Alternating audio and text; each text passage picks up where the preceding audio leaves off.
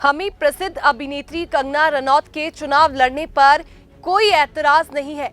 चुनाव लड़ना उनका मौलिक अधिकार है। लोकतंत्र में चुनाव लड़ने का अधिकार सभी को दिया गया है। लेकिन हाल ही में जो ज्ञान का पिटारा कंगना रनौत ने खोला वो कहीं ना कहीं चौंकाने वाला था।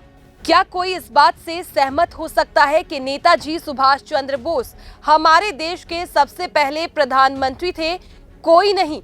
ये ठीक है कि आज तक सारे दोष प्रथम प्रधानमंत्री जवाहरलाल नेहरू पर ही मढ़े जाते रहे, तो फिर नेताजी कैसे देश के प्रथम प्रधानमंत्री हो गए? क्या कंगना रनौत देश का नया इतिहास लिखकर ही मानेगी?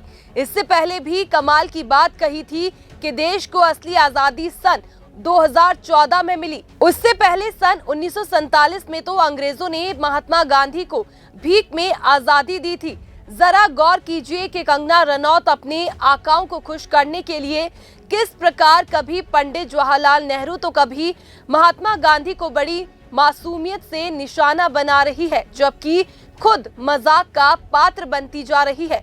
पिछली बार भोपाल से साध्वी प्रज्ञा को लोकसभा प्रत्याशी बनाया गया था और उन्होंने भी महात्मा गांधी पर अपनी टिप्पणी से प्रधानमंत्री नरेंद्र मोदी को ही व्यथित कर दिया था। जवाब ही बताइए कि ऐसे नए नए ज्ञान देने वाले लोग जब देश की सबसे बड़ी पंचायत संसद में पहुंच जाएंगे तब बहस का स्तर कैसे होगा?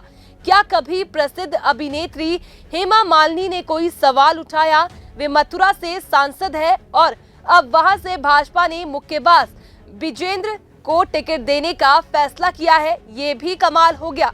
कांग्रेस विजेंद्र को मथुरा से ही टिकट दे रही थी कि अचानक एक सुबह उनके मन ने कहा कि तुम गलत जगह हो।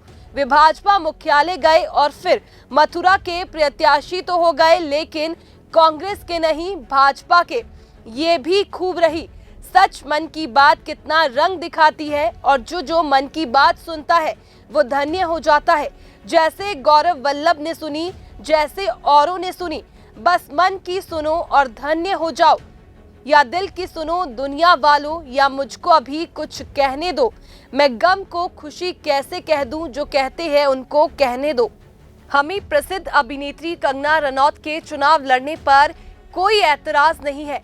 चुनाव लड़ना उनका मौलिक अधिकार है। लोकतंत्र में चुनाव लड़ने का अधिकार सभी को दिया गया है। लेकिन हाल ही में जो ज्ञान का पिटारा कंगना रनौत ने खोला वो कहीं ना कहीं चौंकाने वाला था। क्या कोई इस बात से सहमत हो सकता है कि नेताजी सुभाष चंद्र बोस हमारे देश के सबसे पहले प्रधानमंत्री थे? कोई नहीं। ये ठीक है कि आज तक सारे दोष प्रथम प्रधानमंत्री जवाहरलाल नेहरू पर ही मढ़े जाते रहे, तो फिर नेताजी कैसे देश के प्रथम प्रधानमंत्री हो गए? क्या कंगना रनौत देश का नया इतिहास लिखकर ही मानेगी? इससे पहले भी कमाल की बात कही थी कि देश को असली आजादी सन 2014 में मिली। उससे पहले सन 1947 में तो अंग्रेजों ने महात्मा गांधी को भीख में आजादी दी थी। जरा गौर कीजिए कि कंगना रनौत अपने आकाओं को खुश करने के लिए किस प्रकार कभी पंडित जवाहरलाल नेहरू तो कभी महात्मा गांधी को बड़ी मासूमियत से निशाना बना रही है, जबकि खुद मजाक का पात्र बनती जा रही है। पिछली बार भोपाल से साध्वी प्रज्ञा को लोकसभा प्रत्याशी बनाया गया था और उन्होंने भी महात्मा गांधी पर अपनी टिप्पणी से प्रधानमंत्री नरेंद्र मोदी को ही व्यथित कर दिया था।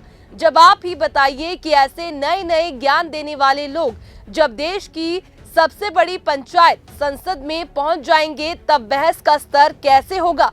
क्या कभी प्रसिद्ध अभिनेत्री हेमा मालिनी ने कोई सवाल उठाया? वे मथुरा से सांसद है और अब वहां से भाजपा ने मुक्केबाज विजेंद्र को टिकट देने का फैसला किया है। ये भी कमाल हो गया।